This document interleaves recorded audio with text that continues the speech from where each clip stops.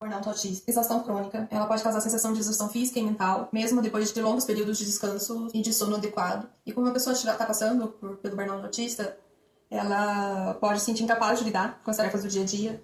Né? As tarefas do dia a dia, elas ficam mais pesadas e mais difíceis de fazer. Pessoas no espectro já têm, né, uma maior dificuldade do que pessoas neurotípicas para fazer tarefas do dia a dia, como limpar a casa, como cuidar de si mesmo, como preparar uma refeição. E essas coisas acabam sendo ainda mais difíceis. Pode ter maior dificuldade de concentração e de lembrar de tarefas que precisam ser feitas. Mudança de humor, ela pode causar mais irritabilidade, maior ansiedade, trazer maior tristeza e desesperança. Pode trazer maior dificuldade de conseguir regular as emoções, né?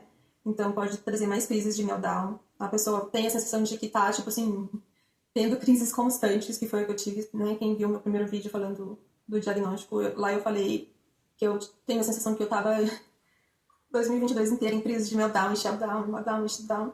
E eu nunca fui uma pessoa de chorar muito. Quando eu chorava, geralmente era por crise mesmo, né? Por crise de raiva. E eu não chorava muito, assim. E hoje em dia eu tô chorando por tudo. Tudo. Qualquer coisinha que fala pra mim, eu tô chorando. Tipo, tô com meu segundo emocional realmente todo abalado. E dentro dessas mudanças de humor tem essa sensação de sentir, tipo, estar emocionalmente instável, né? Ou imprevisíveis emocionalmente, assim. Eu percebo que é bem isso que eu tô tendo, assim, nesse último ano. Perda de habilidades de funções executivas, cognitivas, perda de memória, maior dificuldade na fala e na comunicação. Alguns até perdem a habilidade de falar durante esse período. Perda de habilidades para lidar com situações difíceis e perda de capacidade de conseguir fazer as coisas que antes conseguia fazer. Que tem sido o meu caso, né? Antes eu conseguia andar na rua tranquilamente, eu conseguia ir no mercado, eu conseguia fazer várias coisas que agora eu já não tô conseguindo mais. Então, as perdas de habilidade é quando a pessoa no espectro começa a perder as habilidades que tinha adquirido antes. Isso pode ser diversas, é diferente para cada autista, né? Assim como o autismo é diferente para cada autista. Gaguejar mais, eu comecei a enrolar um pouco mais, assim, as palavras para falar também. Então, tem muitos relatos de pessoas que começam a ter dificuldade de cuidar de si mesmo, de realizar tarefas diárias, habilidades sociais. Isso pode ser muito assustador, né? Porque parece que a gente está regredindo. E essas perdas de habilidade também elas podem acontecer de forma gradual ou repentina e afetar em diferentes graus. E essa perda ela pode ser temporária ou ela pode ser permanente. E também tem muitos casos onde ela é temporária, mas ela não volta totalmente da forma que era antes. E essa é uma síndrome que pode afetar muito o emocional, né, da pessoa que está passando. Eu, por exemplo, eu percebi assim que eu estava passando por um luto assim também, passei pelo luto da perda do meu pai, mas também por mim assim, porque eu não sou a mesma pessoa que eu era alguns anos atrás.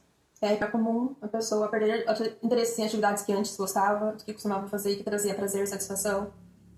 Durante esse período é capaz a pessoa, tipo, ficar meio desmotivada e apática com essas atividades, né? Então, até os interesses especiais que pessoas autistas têm, acabam perdendo um pouco de interesse. Eu, com certeza, estou passando por isso também.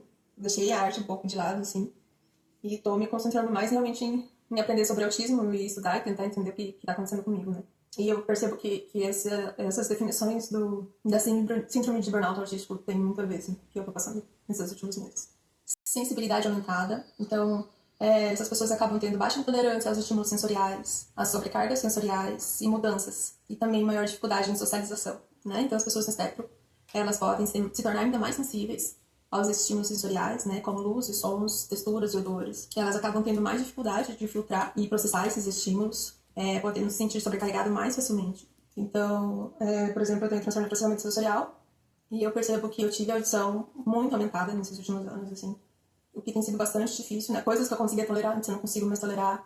O barulho de trânsito se tornou algo insuportável pra mim e é algo que tá afetando muito Pra mim também. a minha vida, né? Tá afetando muito a minha independência. Não é só o fato de sair de casa, mas também tem afetado, tipo, estar em casa com barulho de trânsito. Também eu percebo que aumenta muito meu nível de estresse, diminui meu nível de energia por causa do estresse causado pelo barulho. Os ruídos dos eletrodomésticos também se tornaram algo, assim, que é muito difícil de conviver. E o aspirador então, de assim, pó. pra mim até eu tomar banho tá sendo difícil por causa que o barulho do chuveiro tá sendo demais, o barulho da água batendo no chão tá sendo muito alto, o barulho da água caindo pelo ralo, coisa que muitas pessoas nem percebem, nem se atentam em nada disso, assim, e tem sido, assim, uma coisa muito estressante pra mim. As dificuldades sociais, então, ela pode achar mais difícil de se comunicar com as pessoas durante esse período. A ressaca social aumentada, né, maior dificuldade de estar entre pessoas que vão precisar de mais tempo para conseguir se restabelecer depois de uma atividade social. Por exemplo, eu antes, quando eu me socializava com pessoas, assim, eu precisava de algumas horas, às vezes um dia de descanso. Hoje eu já tô precisando de mais tempo, hoje eu preciso de uns 2, 3 dias de descanso, depois de me socializar com bastante pessoas. Então é bem comum que nesse período quem esteja passando por isso se isole mais e eu preciso de mais tempo sozinho para poder se recuperar. Aumento de comportamentos autistas, como, por exemplo, precisar fazer mais estereotipias, né, mais STEAMs, e ter um aumento na frequência dos meltdowns e dos shutdowns. E causas? Bom, durante a pesquisa, a doutora falou que eles realmente não sabem a causa, né, a causa disso, mas ela reuniu as principais causas do que ela perguntou para esses autistas adultos, e são essas as causas que ela encontrou e também que eu encontrei em alguns outros sites. Ele pode ser desencadeado pelas demandas da vida cotidiana, pela necessidade de lidar com elas como sendo um indivíduo autista. Pessoas no espectro autista muitas vezes têm dificuldades de comunicação social, de interação social, sensibilidade sensorial, o que pode levar a um nível elevado de estresse, ansiedade, além de falta de compreensão e de apoio adequada. Isso tudo pode contribuir para o esgotamento autista. E a expectativa externa, que superam cronicamente as habilidades para atendê-las. O mascaramento crônico, que é a luta que as pessoas autistas têm para se passar por uma pessoa não autista. A repressão dos comportamentos autistas. A hipersensibilidade e a dificuldade de lidar com o excesso de estímulos ao seu redor. A inércia autista, que é outra coisa que eu não achei nada em português, então eu tô pensando no próximo vídeo falar sobre isso, porque é algo que eu percebo que acontece muito em mim. Né, que é a dificuldade de parar uma atividade que eu percebo que me desgasta bastante. E racionalização extrema, né? Parece que principalmente as mulheres autistas, elas têm uma tendência de racionalizar, principalmente enquanto está no momento de socialização, né? Essa dificuldade de socializar e de entender conversas é um processo que traz um certo esforço para pessoas autistas e que isso também acaba trazendo um desgaste energético. E a incapacidade de se recuperar com rapidez de situações de tensão e se esforçar para atender expectativas. Mudanças, o estresse de mudanças e outras causas externas de estresse. Então, por exemplo, o início de colegial, o início de faculdade, mudanças de emprego, mudanças de cidade, passar por momentos traumáticos e também apenas o excesso da demanda do dia a dia, assim. E que no burnout normal é causado geralmente por excesso de trabalho, no burnout autista pode também ser causado pelo excesso de trabalho, mas tem todos esses outros fatores estressantes juntos, né? Então, às vezes, a pessoa pode nem estar trabalhando e estar passando por isso, né?